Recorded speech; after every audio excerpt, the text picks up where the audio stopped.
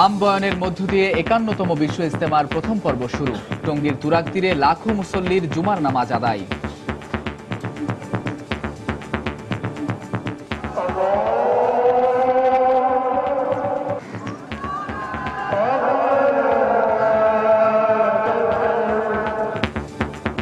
জঙ্গি হামলার আশঙ্কাকে মাথায় রেখে পর্যাপ্ত নিরাপত্তা ব্যবস্থা নেওয়া হয়েছে। ইজতেমা স্থল ঘিরে মোট 18টি গেট রয়েছে। আমাদের প্রত্যেকটি গেটে সিসিটিভি ক্যামেরা আছে। হেলিকপ্টারের মাধ্যমে উপর থেকে আমাদের অবজারভেশন করা হবে। আমাদের নাইট ভিশন গগলস থাকবে। রাত্রেও সকল প্রকার অপ্রীতিকর ঘটনা আমরা পর্যবেক্ষণ করতে পারবো। দেখছিলেন প্রধান শিরোনাম। দুপুরের সময় সঙ্গে রয়েছি আমি এজি মাহমুদ এবং আমি কামরুজ্জামান মামুন। এবারে অন্যান্য শীর্ষ সংবাদ। ধর্মীয় উপাসনালয় নিরাপদ রাখতে তৎপর আইন শৃঙ্খলা রক্ষা বাহিনী। শিগগিরই অপরাধীদের চিহ্নিত করে দৃষ্টান্তমূলক শাস্তির দাবি সাধারণ মানুষের। যুদ্ধাপরাধীদের বাঁচাতে এখনো চেষ্টা চালিয়ে যাচ্ছেন বেগম জিয়া। টুঙ্গিপাড়ায় প্রধানমন্ত্রী বললেন, মানুষ পড়ানোর জন্য তাকে বিচারের কাঠগড়ায় দাঁড়াতে হবে। রাজধানীতে প্রতি বছরই বিভিন্ন শিক্ষা প্রতিষ্ঠানে ভর্তি ফি এর নামে আদায় করা হচ্ছে অতিরিক্ত টাকা। দুশ্চিন্তায় অভিভাবকরা, ব্যবস্থা নেওয়ার আশ্বাস।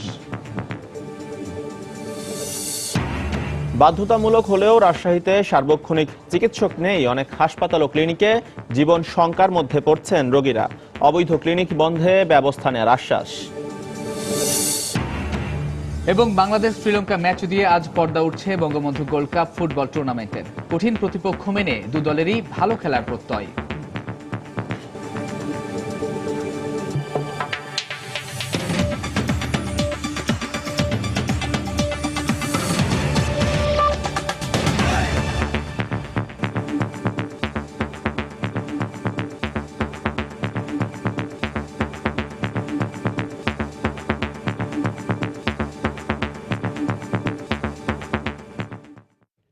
ভোরে ফজরের নামাজের পর আম বয়ানের মধ্য দিয়ে টঙ্গীর তুরাগ তীরে শুরু হয়েছে 3 দিনব্যাপী ৫১তম বিশ্ব ইজতেমার প্রথম পর্ব।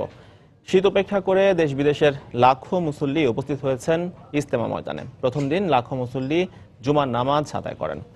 দেশের শান্তি ও সমৃদ্ধি কামনায় মোনাজাত করা হয়। জুমার নামাজের আগে সেখানে বিভিন্ন হেদায়েতি বয়ান শুনেন মুসল্লিরা। প্রথম পর্বের এই আয়োজনে দেশের নির্ধারিত 17টি জেলার ধর্মপ্রাণ মুসল্লিরা অংশ নেন। এজন্য ইজতেমা ময়দানের 107 একর জমির উপর নির্মিত সুবিশাল প্যান্ডেলের খুঁটিতে নম্বর প্লেট, খিত্তা নম্বর বসানো হয়েছে। ইজতেমা ময়দানে এলাকা ভিত্তিক নিজ নিজ খিত্তায় অবস্থান নিচ্ছেন মুসল্লিরা। ইজতেমা ময়দানে প্রবেশের জন্য খোলা রাখা হয়েছে 18টি পথ। এছাড়া তুরাগ নদে 8টি ভাসমান সেতুরও ব্যবস্থা করা হয়েছে। নিরাপত্তার জন্য বিভিন্ন স্থানে স্থাপন করা হয়েছে পুলিশের পর্যবেক্ষণ টাওয়ার, বসানো হয়েছে সিসি ক্যামেরাও। আগামী 10 জানুয়ারি রোববার আখেরি মোনাজাতের মধ্য দিয়ে শেষ হবে ইজতেমার প্রথম পর্ব। 4 দিন বিরতি দিয়ে 2 পর্বের এই ইজতেমার দ্বিতীয় পর্ব শুরু হবে 15 জানুয়ারি। আল্লাহর বান্দারা দিনের দাওয়াত নিয়ে অনেক কষ্ট মেহনত করেছেন। আমরাও সেই উদ্দেশ্যে এখানে দিনের দাওয়াতের আহ্বান আসছি। আল্লাহ পাক আনছে বিধান আমি আসতে পারছি। আমার একটা কাজ দেওয়ার মতন কোন কাজ নেই। আল্লাহ পাক এই এত বড় একটা মজমার ভিতরে আনছে, এই জন্য আমি লক্ষ লক্ষ শুকরিয়া আদায় করি আল্লাহর কাছে। গাজীপুরবাসী যারা আসছে তাদের দায়িত্ব হইল বিভিন্ন জেলা থেকে যারা মুসল্লিরা আসবে তাদের খেদমত করা। জঙ্গি হামলার আশঙ্কা মাথায় রেখেই বিশ্ব ইজতেমার পুরো এলাকায় 5 স্তরের নিরাপত্তা ব্যবস্থা নেওয়া হয়েছে বলে জানিয়েছেন র্যাবের অতিরিক্ত মহাপরিচালক কর্নেল জিয়াউল হক। সকালে ইজতেমা ময়দান ও আশপাশের এলাকা পরিদর্শন করে সাংবাদিকদের তিনি একথা জানান। এ সময় তিনি আরও জানান, যে কোনো পরিস্থিতি মোকাবেলা করতে আইন শৃঙ্খলা রক্ষা বাহিনী প্রস্তুত রয়েছে। ইজতেমা স্থল ঘিরে মোট 18টি গেট রয়েছে। এই 18টি গেটের মধ্যে আমাদের প্রত্যেকটি গেটে আমাদের সিসিটিভি ক্যামেরা আছে। হেলিকপ্টারের মাধ্যমে সেই পেট্রোলের মাধ্যমে উপর থেকে আমাদের অবজারভেশন করা হবে এবং যে কোনো পরিস্থিতি মোকাবেলার জন্য র্যাবের হেলিকপ্টার সার্বক্ষণিক কাজ করবে। রাত্রিকালে এই অবজারভেশন পোস্টে আমাদের নাইট ভিশন গগলস থাকবে, যাতে করে আমরা রাত্রেও এই অবজারভেশন পোস্ট থেকে আমরা সকল প্রকার অপ্রীতিকর ঘটনা আমরা পর্যবেক্ষণ করতে পারবো। এই মুহূর্তে টঙ্গীর তুরাগ তীরে ইজতেমা প্রাঙ্গণে আছেন সহকর্মী খান মোহাম্মদ রুমেল। বিস্তারিত জানতে সরাসরি চলে যাচ্ছি তার কাছে। রুমেল, মামুন, বেলা 1:45টার সময় এখানে জুমার নামাজটি শেষ হয়েছে এবং আমরা দেখেছি যে জুমার নামাজে কিন্তু লাখো মুসল্লি অংশ নিয়েছেন। তো জুমার নামাজের পরে এখানে একটি জানাজা অনুষ্ঠিত হয়েছে। ইজতেমা ময়দানে এসে একজন মৃত্যুবরণ করেছেন, তার জানাজা এখানেই হয়েছে এবং এই নিয়ে এই পর্বে এখন পর্যন্ত 4 জন মৃত্যুবরণ করলেন। আমরা যেটি জেনেছি যে গতকালকে 3 জন মারা গেছেন এবং আজকে এখন পর্যন্ত একজনের মৃত্যু হয়েছে। তাদের জানাজা এখানে হয়েছে এবং জানাজা শেষে তাদের যে মরদেহ সেটি তাদের গ্রামের বাড়িতে পাঠিয়ে দেওয়া হবে। আর এখানে একটু বলতে চাই সেটি হচ্ছে যে জুমার নামাজে অংশ নিতে যে লাখো মুসল্লি এসেছিলেন, তো তারা এখন এই মুহূর্তে ইজতেমা ময়দান ছাড়তে শুরু করেছেন, তারা তাদের বাড়ির পথ ধরেছেন। আর যারা এখানে 3 দিনের জন্য অংশ নিচ্ছেন ইজতেমায়, তারা স্বাভাবিক নিয়মে তারা এখানেই অবস্থান করছেন।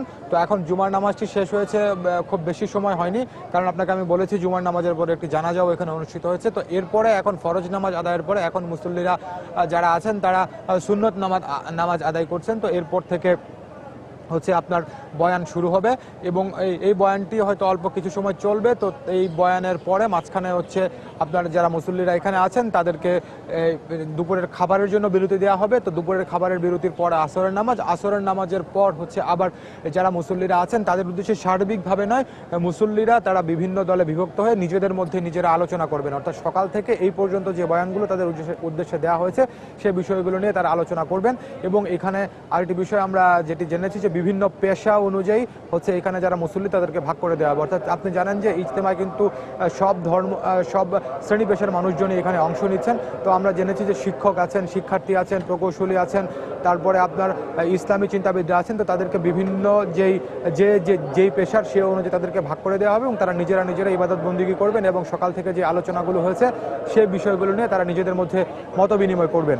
এবং আপনি জানেন যে আগামী কালও ইজতেমার ময়দানে মুসল্লিরা অবস্থান করবেন এবং আগামী রোববার দিন হচ্ছে আখিরি মোনাজাতের মধ্য দিয়ে প্রথম পর্বের সমাপ্তি হবে। তো আমরা দেখেছি যে গতকাল থেকে মুসল্লিরা ইজতেমা ময়দানের দিকে আসতে শুরু করেছিলেন এবং আজকেও আমরা সকাল থেকে দেখছি কিন্তু মুসল্লিরা দেশের বিভিন্ন জায়গা থেকে এখনো পর্যন্ত ইজতেমা ময়দানের দিকে আসছেন।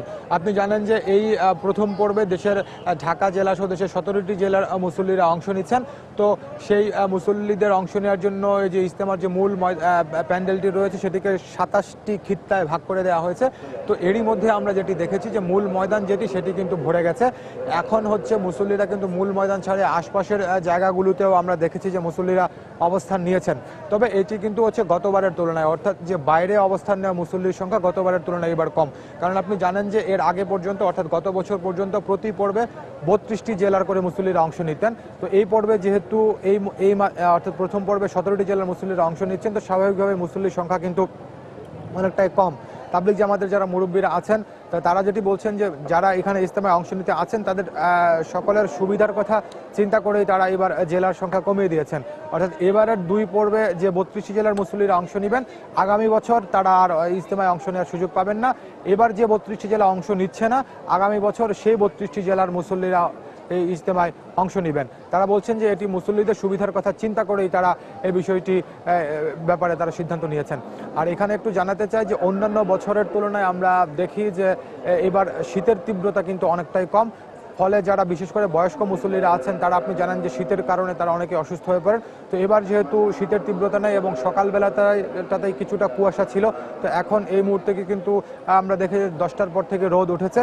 তো মুসল্লিরা যারা আছেন তারাও এখানে সার্বিকভাবে আমরা দেখছি যে অত্যন্ত নিরাপদে এবং আনন্দ সহকারে তারা এই ইজতেমায় অংশ নিচ্ছেন। তো ছোটোখাটো কিছু সমস্যা হয়তো হচ্ছে, কিন্তু মুসল্লিরা যেটি বলছেন যে আল্লাহর নৈকট্য লাভের কাছে তারা এইসব সমস্যাকে কোনো পাত্তাই দিচ্ছেন না। তারা বলছেন যে আগামী রোববার দিন আখিরি মোনাজাত করেই তারা সবাই বাড়ির পথ ধরবেন। তো ইজতেমা ময়দান থেকে আমার কাছে এখন পর্যন্ত এতটুকুই ছিল। মামুন।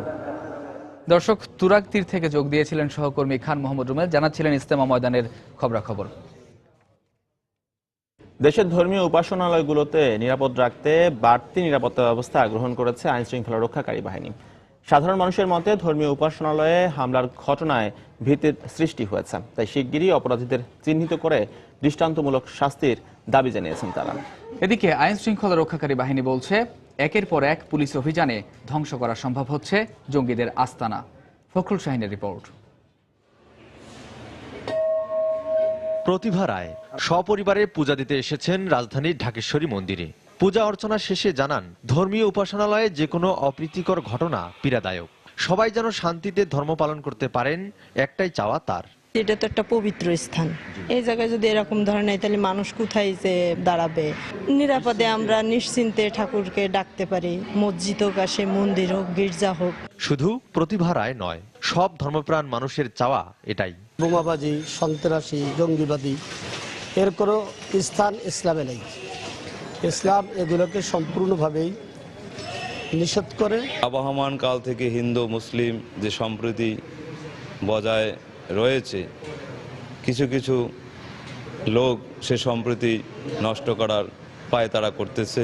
শুধুমাত্র আইনি বাধ্যবাধকতার মাধ্যমে নয়, আইন থাকবে, আইনের পাশাপাশি তাদেরকে বুঝিয়েও এই পথে সুপথে আনার চেষ্টা করতে হবে। কোনো উপাসনালয়, সেটা যে উপাসনালয় হোক না কেন, সেখানে যাতে কোনো হামলা, কোনো আক্রমণ না হয়। আইন শৃঙ্খলা রক্ষা বাহিনী বলছে, পুলিশি তৎপরতায় ইতিমধ্যে পিছু হটতে শুরু করেছে জঙ্গিরা।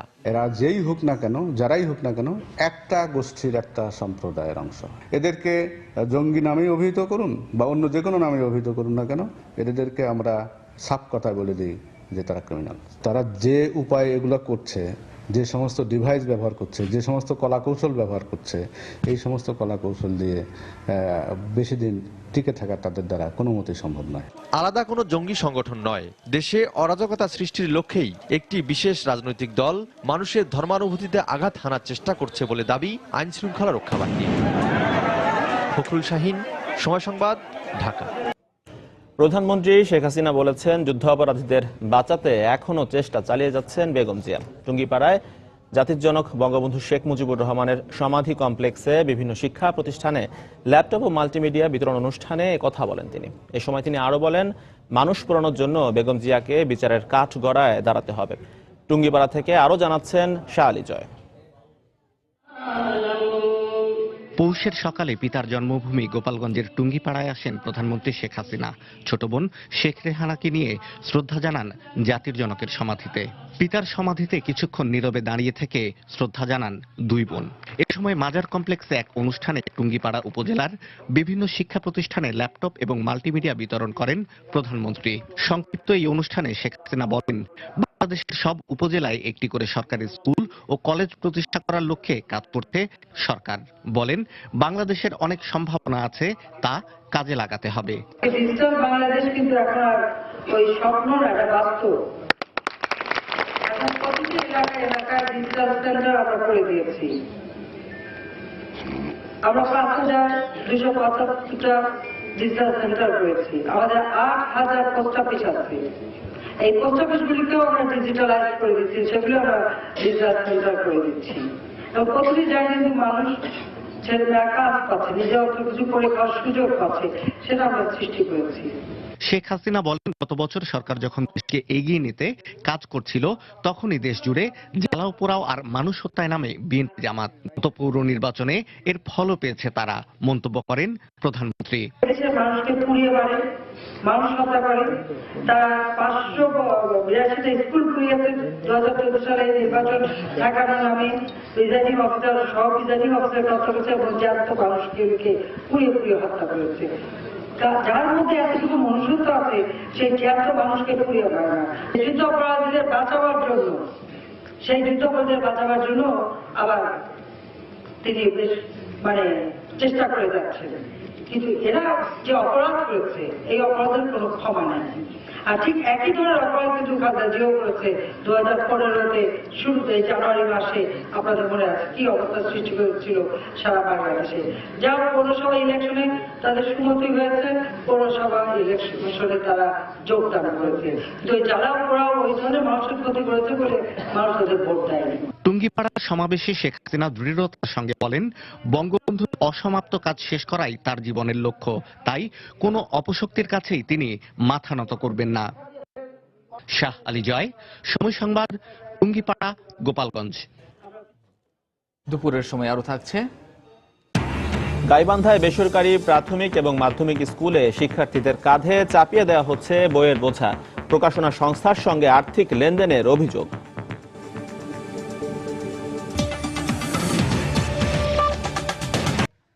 গণতন্ত্রের মুখোশে দেশে বর্তমানে একনায়কতন্ত্র চলছে বলে মন্তব্য করেছেন বিএনপির ভারপ্রাপ্ত মহাসচিব মির্জা ফখরুল ইসলাম আলমগীর।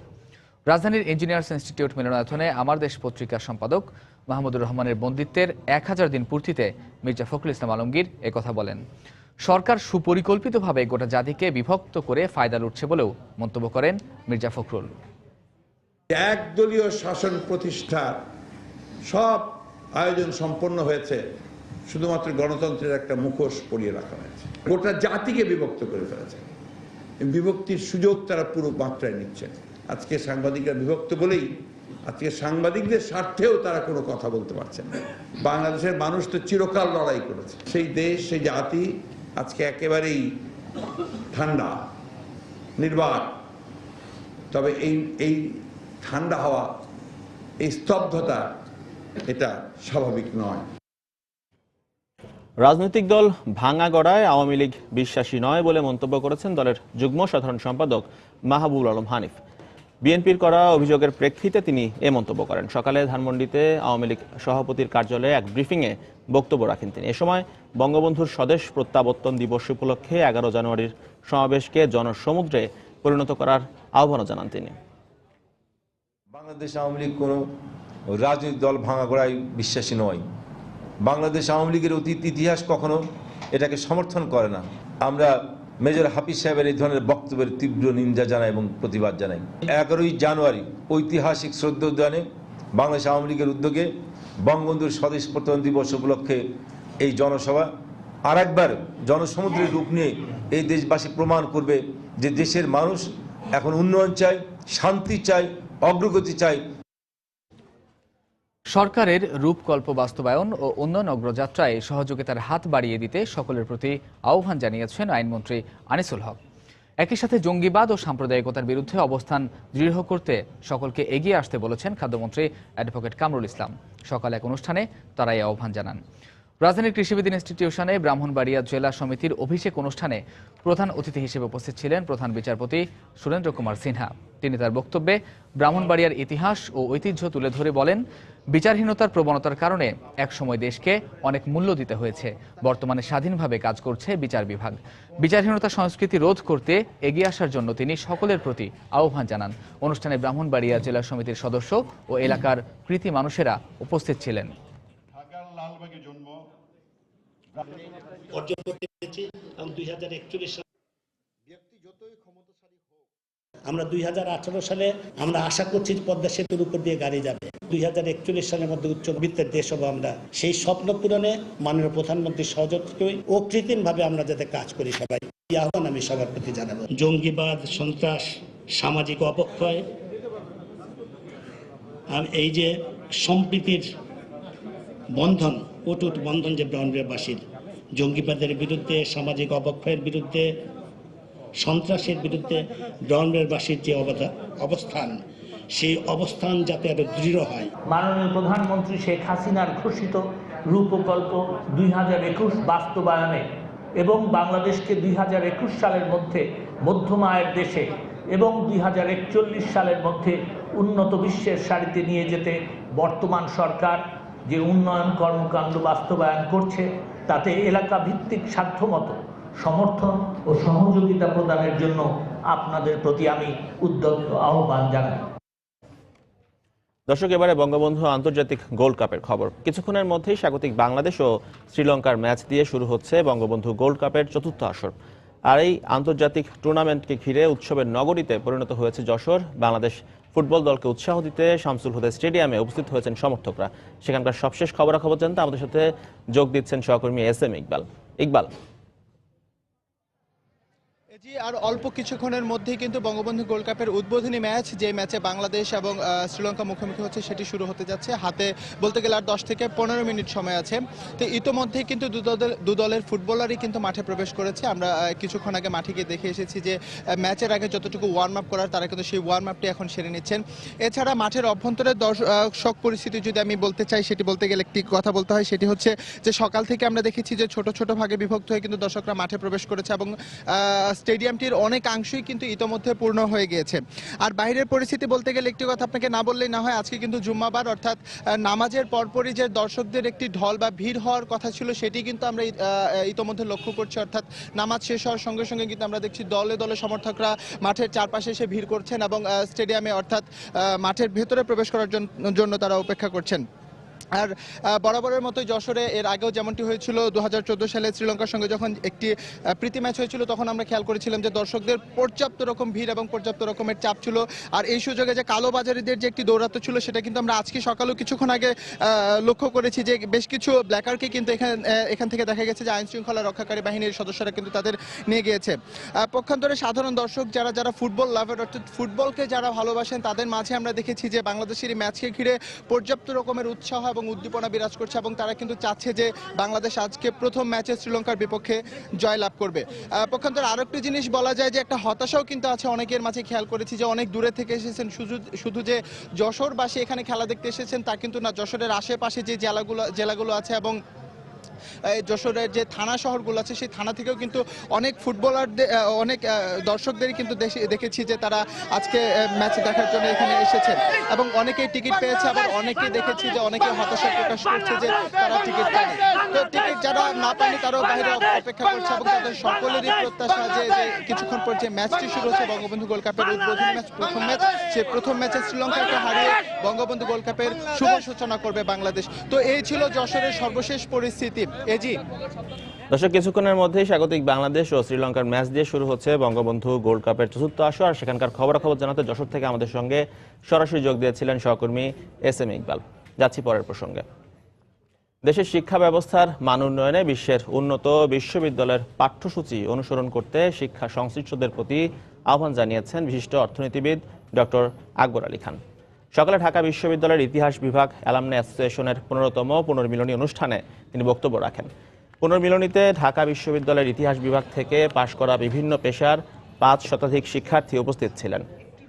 অনুষ্ঠানে সভাপতিত্ব করেন অ্যালামনাই অ্যাসোসিয়েশনের সাধারণ সম্পাদক ও ইতিহাস বিভাগের chairman professor doctor Sonia Nishat আমিন।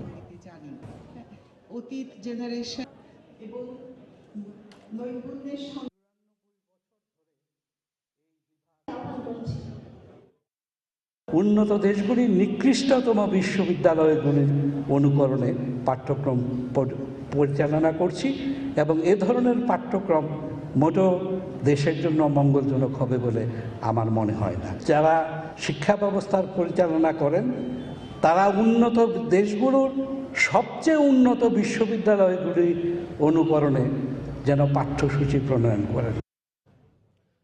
রাজধানীতে প্রতি বছরই বিভিন্ন শিক্ষা প্রতিষ্ঠানে ভর্তি ফি এর নামে আদায় করা হচ্ছে অতিরিক্ত টাকা।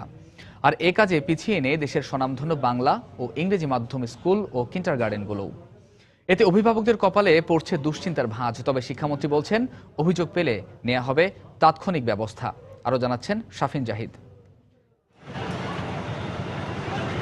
তানভীর সুলতানা সরকারি চাকরিজীবী এই অভিভাবকের 3 সন্তান পড়ছেন রাজধানীর উইলস লিটল ফ্লাওয়ার স্কুলে। সন্তানদের স্কুলে দিতে আসছেন ঠিকই, কিন্তু মাথায় রয়েছে দুশ্চিন্তার বোঝা। কারণ এবছর সন্তানদের শিক্ষা প্রতিষ্ঠানের ভর্তি ফি বাড়ানোর পাশাপাশি প্রায় দ্বিগুণ হারে বেড়েছে মাসিক বেতন সহ অন্যান্য চার্জ। 3টা বাচ্চার ক্ষেত্রে প্রত্যেকের বেতন দ্বিগুণ, তখন তো আমার সংসারের অন্য খরচগুলো সব করতে হবে। বাচ্চাদেরকে সেরকম আমি সুযোগ সুবিধা দিতে পারবো না। আমাদের মতো সাধারণ চাকরিজীবী মানুষ যারা, তাদের জন্য তো অনেক বেশি প্রেশার। এখন আমরা কি করব বলেন, আমরা তো সব জিম্মি হয়ে রয়েছি। দেশের সবগুলো নামী কিংবা বেনামী বিদ্যালয়গুলোর দিকে অভিযোগের আঙুল আছে অভিভাবকদের। সরকারের নিয়ম অমান্য করে যেখানে সব ছাত্রছাত্রীদের কাছ থেকে ভর্তির নামে আদায় করা হচ্ছে অতিরিক্ত টাকা, আর প্রতি বছরই বাড়ছে এর পরিমাণ। সেই সাথে বিশেষ ক্লাসের নামে কোচিং করিয়ে আদায় করছেন অতিরিক্ত টাকা। আর প্রতিষ্ঠানের অধ্যক্ষের দাবি, নতুন পে স্কেল অনুযায়ী শিক্ষকদের বেতন দিতেই নেওয়া হয়েছে এমন সিদ্ধান্ত। বর্তমান যে পে স্কেল ঘোষণা করলো সেইটা দিলে 75% বাড়াইতে হয়, সেজন্য মাত্র 49.67% বাড়াইছি। বিষয়টি জানার পর শিক্ষামন্ত্রী বলছেন, এ বিষয়ে সুনির্দিষ্ট অভিযোগ পেলে সংশ্লিষ্ট প্রতিষ্ঠানের বিরুদ্ধে তাৎক্ষণিক ব্যবস্থা নেওয়া হবে। তারা কমপ্লেন দেয় না, তারা আবার গোপন রাখতে চায়। এটা আপনি যেমন বললেন, তারা তো আমার কাছে বলবে না, আমাকে দিলে তো আমার জন্য সুবিধা হয়। একটা প্রমাণ একজনের চিঠি দিলেই তো আমি অ্যাকশন নিয়ে নিতে পারি তাৎক্ষণিক।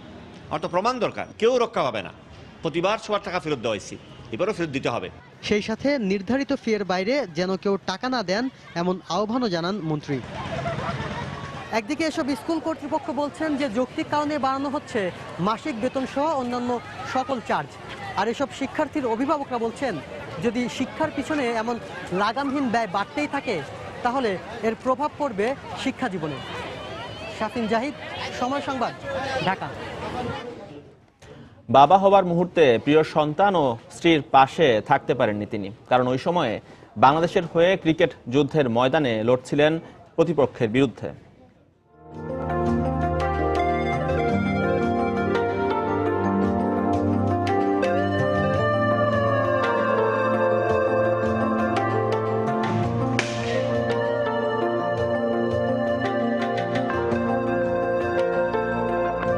আমাদের দুইজনেরই একটা আলাদা রকম প্ল্যানই ছিল যে এই টাইমটা আমরা একসাথে থাকবোই, সেটা যে অবস্থায় থাক, বাট হয় নাই, আল্লাহ ইচ্ছা ছিল না হয়তো এই কারণে। হ্যাঁ দর্শক, তিনি আর 10 বাবার মতো নন, তিনি বিশ্বসেরা অলরাউন্ডার সাকিব আল হাসান। সংবাদের খেলার অংশে জানবো তার বাবা হবার অনুভূতির গল্প। সরকার প্রাথমিক ও মাধ্যমিক পর্যায়ে বিনামূল্যে পাঠ্য বই বিতরণ করলেও গাইবান্ধার অধিকাংশ কিন্ডারগার্টেন, বেসরকারি প্রাথমিক ও মাধ্যমিক বিদ্যালয়ের চিত্র ভিন্ন। এসব স্কুলে পাঠ্যসূচির অতিরিক্ত বই কিনতে বাধ্য করা হচ্ছে অভিভাবকদের। শিক্ষার্থীদের কাঁধে চাপিয়ে দেওয়া হচ্ছে অতিরিক্ত বইয়ের বোঝাও। শুধু তাই নয়, বইয়ের জন্য প্রকাশনা সংস্থাগুলোর সঙ্গে আর্থিক লেনদেনেরও অভিযোগ রয়েছে স্কুল কর্তৃপক্ষের বিরুদ্ধে। ওবায়দুল ইসলামের ক্যামেরায় আরও জানাচ্ছেন হেদায়েতুল ইসলাম বাবু।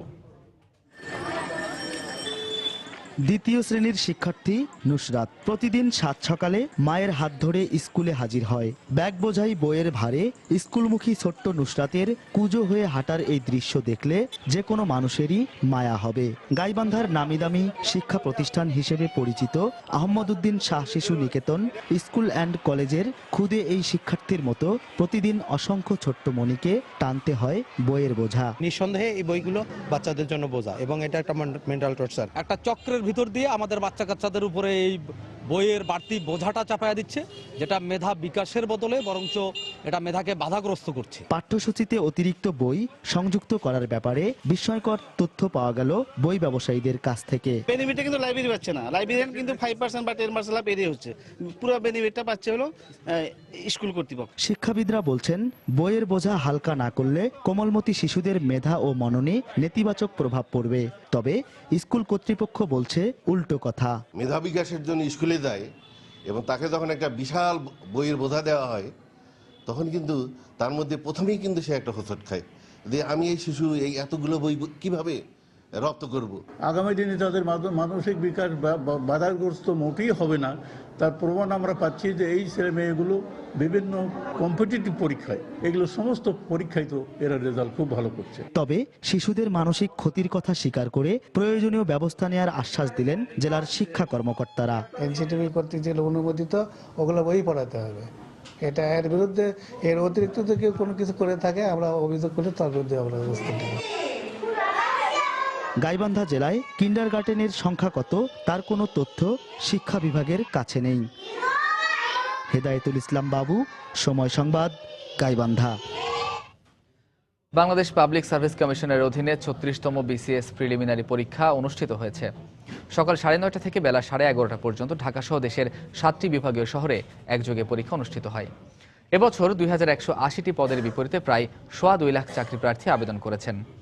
রাজধানীর 107টি এবং রাজধানীর বাইরের 55টি কেন্দ্রে পরীক্ষা অনুষ্ঠিত হয়। এর আগে তথ্য বিভ্রাটের কারণে আবেদনকারীদের 15 জনের প্রার্থিতা বাতিল করে বৃহস্পতিবার বিজ্ঞপ্তি প্রকাশ করে বাংলাদেশ সরকারি কর্ম কমিশন। গত বছরের 31 মে 36তম বিসিএস এর বিজ্ঞপ্তি প্রকাশ করে সরকারি কর্ম কমিশন।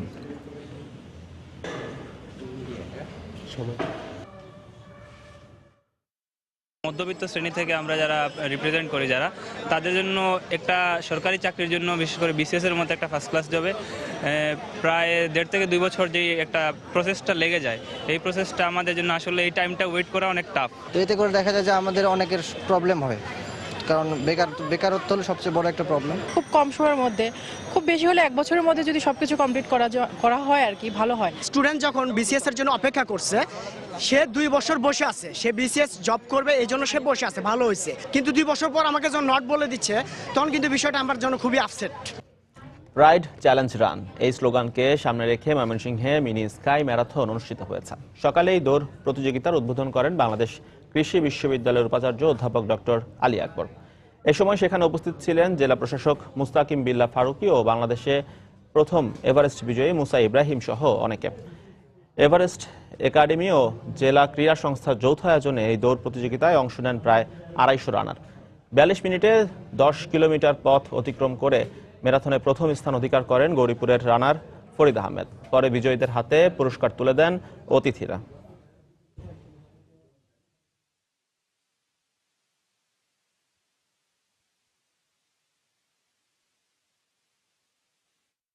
এটি একটি ব্যতিক্রমী উদ্যোগ। আসলে এই ধরনের উদ্যোগ আগে কখনো হয়নি। এই ম্যারাথনের মাধ্যমে আসলেই মানুষকে, বিশেষ করে তরুণদেরকে উজ্জীবিত করবে। এর মাধ্যমে আমরা খুবই সুন্দর একটা দেশ গড়তে পারবো, এবং ইতিবাচক মন মানসিকতা সম্পন্ন ছেলে মেয়েদেরকে তৈরি করতে পারবো যারা দেশ গড়ার অংশ নেবে। দক্ষ জনশক্তির অভাবে পর্যাপ্ত উপকূলীয় ও সামুদ্রিক সম্পদ আহরণ সম্ভব হচ্ছে না বলে মন্তব্য করেছেন অর্থমন্ত্রী আবুল মাল আব্দুল মুহিত। সকালে রাজধানীর কৃষিবিদ ইনস্টিটিউশনে আয়োজিত এক সেমিনারে তিনি কথা বলেন। এ সময় দক্ষ জনশক্তি গড়তে সরকারের পাশাপাশি বেসরকারিভাবে উদ্যোগ নেওয়ার আহ্বান জানান অর্থমন্ত্রী। উপকূলীয় সম্পদ আহরণ করার এবং ব্যবহার করার বিজ্ঞান প্রযুক্তি সেটা এখনো আমাদের আয়ত্তে নেই। বহু লোককে বললাম যে তোমরা এক জাহাজ কেন সমুদ্রের সম্পদ আহরণে লাগো, কিন্তু সেক্ষেত্রে যে সাড়াটা পাওয়া গেছে সেটাও যথোপযুক্ত না। মেন পাওয়ার, সেই মেন পাওয়ারকে গড়ে তোলাটা বোধহয় এখন সবচেয়ে বড় দায়িত্ব হয়ে দাঁড়িয়েছে। দর্শক, 21তম ঢাকা আন্তর্জাতিক বাণিজ্য মেলার ৮ম দিন আজ।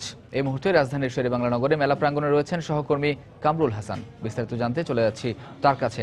কামরুল, ঢাকা আন্তর্জাতিক বাণিজ্য মেলার আজকে ৮ম দিন এবং শুক্রবার সরকারি ছুটির দিন হয়, কিন্তু আজকে সকাল থেকে আমরা দেখেছি মেলা প্রাঙ্গণে কিন্তু দর্শনার্থীর যে সমাগম সেটা কিন্তু অন্যান্য দিনের তুলনায় অনেক বেশি, এবং বিক্রেতারাও কিন্তু আশা করছে গত 7 দিনে যে ব্যবসা করেছে বা যে বেচাকেনা হয়েছে আজকে প্রায় তার সমপরিমাণ একদিনেই তারা ব্যবসা করবে এবং বেচাকেনা করবে, সেই প্রত্যাশা কিন্তু তারা করছে। তো আমরা এখন আপনি যদি একটু দেখেন যে মেলার কিন্তু এখানে যেমনটা ভিড় দেখা যাচ্ছে, মেলার কিন্তু প্রত্যেকটা প্রান্তেই কিন্তু তেমনটাই ভিড়। প্রত্যেকটা দোকানে কিন্তু সকাল থেকে বিক্রিও শুরু হয়ে গেছে, এবং যে আমরা সকালে বলেছিলাম যে পোশাক, প্রসাধনী, অর্নামেন্ট, এই দোকানগুলোতে কিন্তু সবসময় ভিড় দেখা যায়। এর পাশাপাশি যে ঐতিহ্যবাহী কিছু প্রোডাক্টের স্টল আছে সেখানেও কিন্তু আমরা অনেক ভিড় দেখেছি, অর্থাৎ কেনাকাটা কিন্তু শুরু হয়ে গেছে সেই সকাল থেকে। অন্যান্য দিন যে সময়টা লোকজন কিছু আসতে থাকে, এবং এখন যে দুপুর সময় সেই সময়টাতে কিন্তু লোকজনের কোনো কমতি নেই, বেশ ভিড়। এবং আমরা এখানে দেখছেন যে একটা অর্নামেন্টের দোকানে কিন্তু বেশ ভিড়, এবং এর পাশাপাশি যে টয়স অর্থাৎ খেলনার দোকানেও কিন্তু বেশ ভিড় দেখা যাচ্ছে। তো এইভাবেই কিন্তু আজকে সকাল থেকে অর্থাৎ 10টা মেলা শুরু হওয়ার পর থেকেই কিন্তু এরকমভাবে বিক্রি হচ্ছে। এবং আজকে এখন আমরা একজন দর্শনার্থীর সাথে কথা বলবো। তো আজকে কেমন দেখছেন, মেলাতে এসে কেমন লাগছে? হ্যাঁ, ভালো লাগছে মেলাতে এসে। আজকে অনেক লোক, শুক্রবার দিন, মোটামুটি ভালো লাগছে। তো আপনি কি ধরনের প্রোডাক্ট দেখছেন? হ্যাঁ, আমি ইলেকট্রনিক্স পণ্য ঘুরে দেখলাম অনেক শোরুমে। ওগুলো কি কেমন, নতুনত্ব বা দাম? নতুনত্ব দাম মোটামুটি রিজনেবল প্রাইস। নতুনত্ব, হ্যাঁ, নতুন আসছে, ভালোই লাগলো, খারাপ না। আচ্ছা মামুন, আমরা যে কথা বললাম একজন দর্শনার্থীর সাথে যিনি এই মেলাতে এসেছেন এবং এই ইলেকট্রনিক্স যে পণ্য আছে সেই পণ্যগুলো উনি দেখছিলেন এবং সেখানে তিনি নতুনত্ব পেয়েছেন। অর্থাৎ আমরা কিন্তু প্রতিবারই মেলাতে এসে অনেক অভিযোগ থাকে আমাদের, যারা এই মেলাতে বলেন যে খুব একটা বেশি নতুনত্ব পাচ্ছে না। তো এইবার কিন্তু তাদের অভিযোগটা একটু কম, অর্থাৎ মেলাতে তারা কিছুটা হলেও নতুনত্ব পাচ্ছেন এবং বেচা বিক্রি নিয়ে গতবারের চেয়ে এইবার কিন্তু বিক্রেতারাও কিন্তু বেশ স্বস্তিতে আছেন এবং তারা বিক্রি নিয়েই সন্তুষ্ট। এবং মেলার সময় মাত্র 7 দিন, 8 দিন আজকে, তো আরও দিন বাকি আছে। তারা বেশ আশা করছেন এবার অনেকটাই বেশি বিক্রি করতে পারবেন। তো মামুন, এই ছিল ঢাকা আন্তর্জাতিক বাণিজ্য মেলা থেকে এই মুহূর্তে সর্বশেষ খবর। দর্শক, বাণিজ্য মেলার 8ম দিনের খবর জানাতে মেলা প্রাঙ্গণ থেকে যোগ দিয়েছিলেন সহকর্মী কামরুল হাসান। দুপুরের সময় আরও থাকছে। ভারত পাকিস্তান পররাষ্ট্র সচিব পর্যায়ের বৈঠক নিয়ে অনিশ্চয়তা। পাঠানকোট হামলায় ইসলামাবাদের পদক্ষেপের উপরে নির্ভর করছে শান্তি আলোচনা, বলছে নয়াদিল্লি।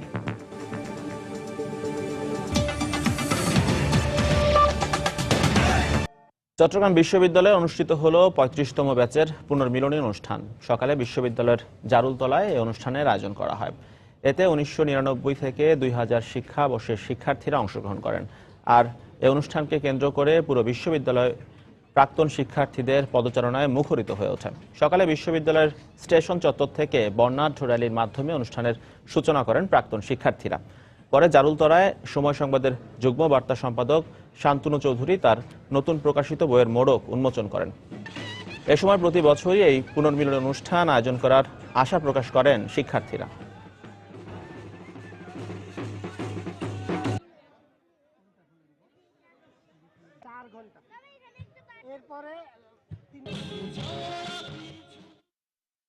অনেক বন্ধুদের সাথে একদম ইউনিভার্সিটি ছেড়ে চলে যাওয়ার পর আজকেই প্রথম দেখা হলো।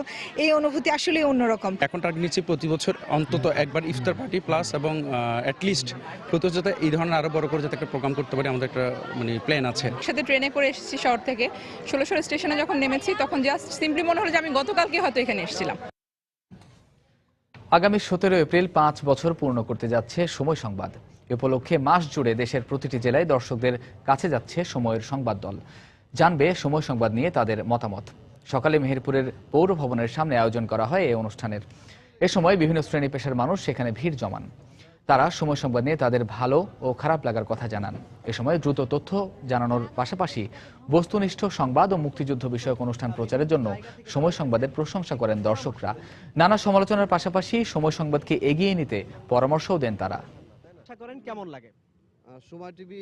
আমি মনে করি চাই আপনার কাছে সময় টেলিভিশন শুধু ঢাকা দেখালে তো হবে না, মফস্বল দেখান 6টার সময়, এটাকে আরো একটু বাড়ান। মফস্বলের খবরগুলো যদি বাড়ে তাহলে আমার মনে হয় দেশবাসী আরো সুন্দর এবং বস্তুনিষ্ঠ খবর পাবে।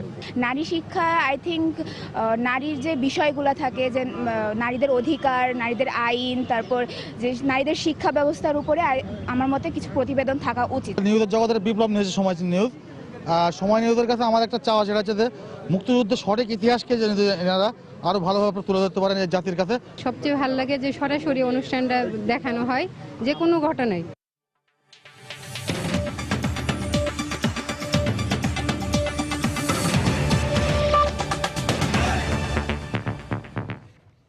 পাঠানকোট বিমান ঘাঁটিতে হামলার ঘটনায় ভারত পাকিস্তান উত্তেজনা দেখা দেয়। আগামী সপ্তাহে অনুষ্ঠেয় দুদেশের পররাষ্ট্র সচিব পর্যায়ের বৈঠক নিয়ে দেখা দিয়েছে অনিশ্চয়তা। ভারতের সন্দেহভাজন পাকিস্তানি জঙ্গিদের হামলার বিষয়ে করণীয় নিয়ে আলোচনায় বৃহস্পতিবার সরকারের উচ্চ পর্যায়ের প্রতিনিধিদের সঙ্গে জরুরি বৈঠক করেন পাক প্রধানমন্ত্রী নওয়াজ শরীফ। তবে বৈঠকের সিদ্ধান্তের বিষয়ে কিছু জানা যায়নি। একই দিন পাঠানকোট হামলার জড়িতদের বিষয়ে পাকিস্তানের কাছে সরবরাহ করা তথ্যের ভিত্তিতে দেশটির সরকার কি ব্যবস্থা নেয় তার উপরই শান্তি আলোচনার ভবিষ্যৎ নির্ভর করছে বলে জানিয়েছে ভারতের পররাষ্ট্র দপ্তর। গত শনিবারের হামলার পর ভারত পাকিস্তান সীমান্তে সন্ত্রাসবাদের বিষয়টি নতুন করে সামনে চলে এসেছে বলে মন্তব্য করেন দপ্তরের মুখপাত্র বিকাশ স্বরূপ।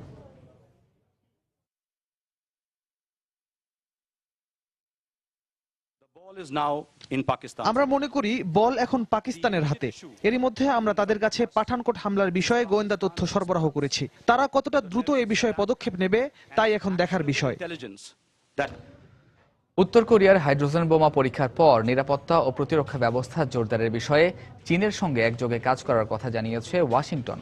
কোরীয় উপদ্বীপে সৃষ্ট উত্তেজনা মোকাবেলায় যুক্তরাষ্ট্র সেখানে পরমাণু শক্তিচালিত সাবমেরিন B-52 বোমারু বিমান ও জঙ্গি বিমান মোতায়েন করবে বলে খবর দিয়েছে সিওল। পিয়ংইয়ংয়ের ওপর নতুন করে নিষেধাজ্ঞা আরোপের বিষয়ে মার্কিন কংগ্রেসে সোমবার ভোট অনুষ্ঠিত হবে বলে আভাস দিয়েছেন প্রতিনিধি পরিষদের স্পিকার পল রায়ান। বুধবার পিয়ংইয়ংয়ের আকস্মিক হাইড্রোজেন বোমার পরীক্ষা চালানোর পর থেকে চরম উৎকণ্ঠায় দিন কাটাচ্ছে উত্তর কোরিয়ার সীমান্ত সংলগ্ন চীনা শহর ইয়ানজির বাসিন্দারা। এ ধরনের বোমা পরীক্ষার কারণে আশপাশের লোকজনের স্বাস্থ্যের চরম ক্ষতি হতে পারে বলে আশঙ্কা তাদের। উত্তর কোরিয়া একের পর এক এই ধরনের পরীক্ষা চালিয়ে যাচ্ছে, আর তার বলি হতে হচ্ছে সাধারণ মানুষকে। পরমাণু পরীক্ষা চালালে আশেপাশের মানুষ কি ধরনের স্বাস্থ্য ঝুঁকিতে থাকে তা ভেবে দেখার কেউ নেই।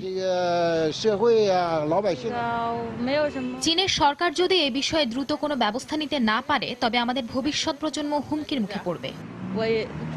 পিয়ংইয়ংয়ের এই বোমা পরীক্ষা ও নিরাপত্তা হুমকি মোকাবেলায় চীনের সঙ্গে যুক্তরাষ্ট্র কাজ করবে বলে জানিয়েছেন মার্কিন পররাষ্ট্রমন্ত্রী জন কেরি। উত্তর কোরিয়াকে সামাল দিতে চীনের নিজস্ব কৌশল রয়েছে বলেও জানান তিনি।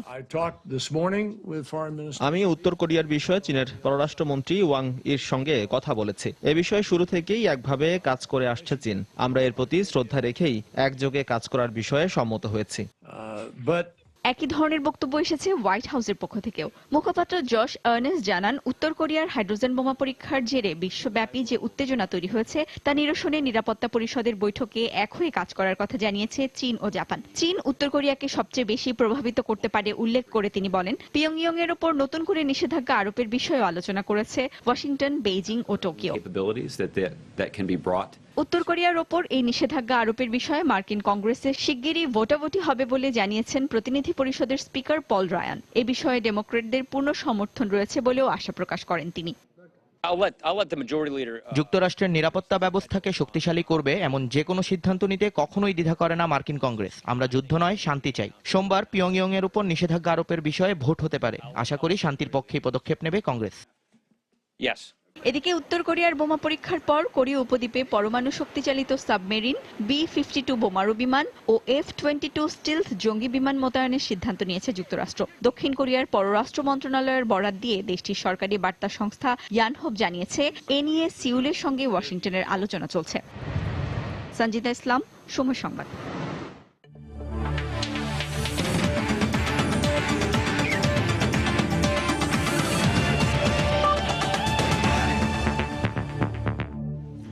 বাবা হবার মুহূর্তে প্রিয় সন্তান ও স্ত্রীর পাশে থাকতে পারেননি, কারণ ওই সময়ে বাংলাদেশের হয়ে ক্রিকেট যুদ্ধের ময়দানে লড়ছিলেন প্রতিপক্ষের বিপক্ষে। তবে দেশের হয়ে খেলার কারণে খুব একটা আক্ষেপ নেই সাকিব আল হাসানের। সময় সংবাদকে সাকিব আরও জানান, সন্তানের প্রিয় মুখ দেখে সব আক্ষেপ ভুলে গেছেন খুশি আর আনন্দে। দর্শক, বিশ্বসেরা অলরাউন্ডার সাকিব আল হাসানের বিশেষ সাক্ষাৎকারের 3 পর্বের রিপোর্টে প্রথম পর্বে বাবা সাকিবের বিস্তারিত জানাচ্ছেন হুমায়ুন কবির রোজ। গেল বছরের নভেম্বরের দ্বিতীয় সপ্তাহে পৃথিবী আলো করে আসবে সাকিবের প্রথম সন্তান। প্রিয় মুখখানি দেখবেন, থাকবেন স্ত্রীর পাশে। কিন্তু সেই সময় বাংলাদেশ ক্রিকেট বোর্ড জিম্বাবুয়ের বিপক্ষে সিরিজ আয়োজন করে। প্রতিপক্ষের বিপক্ষে লড়তে হবে ক্রিকেট যুদ্ধের ময়দানে। তাই সন্তান সম্ভবা স্ত্রীকে 7 সমুদ্র 13 নদীর ওপারে রেখে ফিরে আসেন দেশের মাটিতে। 7 নভেম্বর জিম্বাবুয়ের বিপক্ষে মাঠে নেমেই ওয়ানডে ক্যারিয়ার সেরা 5 উইকেট শিকার করে রাখেন দেশের জয়ের বড় অবদান। তার একদিন পরেই দূর থেকে পেলেন সুখবর। তবে সে আক্ষেপ কি কখনো মেটে? বাচ্চা হওয়ার টাইম, কারণ এটা একটা স্পেশাল মোমেন্ট, এটা লাইফে হয়তো 1 বার 2 বার 3 বার এরকমই আসে সাধারণত একজনের মানুষের লাইফে। কষ্ট পেয়ে লাভ নাই। হ্যাঁ, অবশ্যই খারাপ লাগছে। আমি মিস করছি তাতে না, যত খারাপ লাগছে যেভাবে আমার ওয়াইফ এক্সপেক্ট করতেছিল যে আমি ওই টাইমটাতে ওর সাথে থাকি, প্লাস দেখাটাও একটা মানে এটা আমাদের দুইজনেরই একটা আলাদা রকম প্ল্যানই ছিল যে এই টাইমটা আমরা একসাথে থাকবোই, সেটা যে অবস্থায় থাক, বাট হয় নাই। ছোট্ট সে সন্তানটি এখন ধীরে ধীরে বেড়ে উঠছে। পিতা হিসেবে তার কাছে থাকা তীব্র আগ্রহটাকে মুড়ে রাখতে হয় তাই পেশাদারিত্বের চাদরে। মজা লাগে ওর ছবি দেখলেই হাসি চলে আসে। যখন যেহেতু এখন আমি নাই, চলে আসছি, তো ওর ছবি দেখলে হাসি লাগে। ওর আম্মার সাথে যখন কথা বলি তখন দেখা যাচ্ছে স্কাইপে ওকে দেখতেছি কিংবা ও ছবি পাঠাচ্ছে, তো এগুলো দেখলে যে আলাদা রকম একটা মজা। আসলে এই ফিলিংসগুলো বলে বোঝানোটা খুব মুশকিল। এখনো দেশের মানুষ আর সাকিব ভক্তরা দেখেনি রাজকন্যার প্রিয় মুখ। তবে সাকিব ও শিশিরের পরিকল্পনায় আছে ঘটা করে তাকে সবার সামনে আনার। মানে ওর ছবি কোথাও যায়নি কিংবা কোথাও পাবলিশড হয়নি, আমরাই এটা চাচ্ছি না যে মানে এত তাড়াতাড়ি পাবলিশড হোক। যখন আমাদের কাছে মনে হবে যে রাইট টাইম, অবশ্যই ওই টাইমে সবকিছুই জানানো হবে। আমার ওয়াইফই আর কি ওই ভালো বলতে পারবে যে আসলে কখন আসবে, বাট যাই না, হয়তো ম্যাক্সিমাম আর 2 মাস। জানা গেছে সাকিবের কন্যা সন্তানের নাম রাখা হয়েছে এলিনা হাসান অর্বি। সো আমার প্ল্যানটা ওইভাবেই আছে, অনেক বড়। হুমায়ুন কবির রোজ, সময় সংবাদ, ঢাকা। দুপুরের সময়ের এই পর্যায়ে শীর্ষ সংবাদ জানিয়ে দিচ্ছে আরেকবার। আম্বয়ানের মধ্য দিয়ে 51তম বিশ্ব ইজতেমার প্রথম পর্ব শুরু। তুরাগ তীরে লাখো মুসল্লির জুম্মার নামাজ আদায়। জঙ্গি হামলার আশঙ্কা মাথায় রেখে নিরাপত্তা ব্যবস্থা নেওয়া হয়েছে। ধর্মীয় উপাসনালয় নিরাপদ রাখতে তৎপর আইন শৃঙ্খলা রক্ষা বাহিনী। শিগগিরই অপরাধীদের চিহ্নিত করে দৃষ্টান্তমূলক শাস্তির দাবি সাধারণ মানুষের। যুদ্ধাপরাধীদের বাঁচাতে এখনো চেষ্টা চালিয়ে যাচ্ছেন বেগম জিয়া। টুঙ্গিপাড়ায় প্রধানমন্ত্রী বললেন, মানুষ পোড়ানোর জন্য তাকে বিচারের কাঠগড়ায় দাঁড়াতে হবে। রাজধানীতে প্রতি বছরই বিভিন্ন শিক্ষা প্রতিষ্ঠানে ভর্তি ফিয়ের নামে আদায় করা হচ্ছে অতিরিক্ত টাকা। দুশ্চিন্তায় অভিভাবকরা, ব্যবস্থা নেওয়ার আশ্বাস। এবং বাধ্যতামূলক হলেও রাজশাহীতে সার্বক্ষণিক চিকিৎসক নেই অনেক হাসপাতাল ও ক্লিনিকে। জীবন শঙ্কায় রোগীরা, অবৈধ ক্লিনিক বন্ধে ব্যবস্থা নেওয়ার আশ্বাস। দর্শক, এই ছিল দুপুরের সময়। যে কোনো খবর পেতে ভিজিট করুন সময়নিউজ.টিভি আর সঙ্গে থাকুন সময়।